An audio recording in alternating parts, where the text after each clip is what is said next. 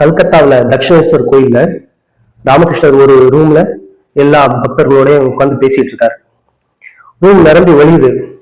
அப்போ வாசல்ல ஒரு ஏழை தாய் ஒரு 4 ரசகுல்லா எடுத்துட்டு வந்திருக்காங்க ராமகிருஷ்ணருக்கு கொடுக்கறதுக்காக. அவங்களும் நின்று பார்த்தாங்க. ஆனா யாரும் எந்திரிச்சு போற மாதிரி தெரியல. அந்த 4 ரசகுல்லா எடுத்து வர்றதே அந்த ஏழை தாய்க்கு ரொம்ப கஷ்டம். ஏன்னா அவ்வளவு வறுமை, அப்படிப்பட்ட ஒரு ஏழை. ஆனாலும் அந்த அம்மா அன்போடு எடுத்துட்டு வந்திருக்காங்க. என்ன பண்றதுன்னு தெரியாம அப்படியே சோகத்தோட போயிட்டு பக்கத்துல சாரதாமாவோட ஒரு குட்டி ரூம் இருக்கும், அது வாசல்ல உட்காந்து அழுதுட்டு இருக்காங்க. ஐயோ, ரசகுல்லாவை பகவானுக்கு கொடுக்க முடியலன்னு சொல்லிட்டு. அவ்வளவு நேரம் பேசிட்டு இருந்தவர் ரூம்ல வேகமா எழுந்து வராண்டாவில வந்து பார்த்துட்டு வேகமா படிக்கட்டுல நடந்து வர்றாரு. நடந்து வந்துட்டு நிறைய தேடுறாரு. வேகமா தேடி தேடி பார்த்துட்டு நேரம் அந்த அம்மா அழுதுட்டு இருந்த அம்மாட்ட வந்து, எனக்கு ரொம்ப பசியா இருக்கு, ஏதாவது இருந்தா கொடுக்குறியா அப்படின்னு கேட்டோன்னே அந்த அம்மாவுக்கு சந்தோஷம்.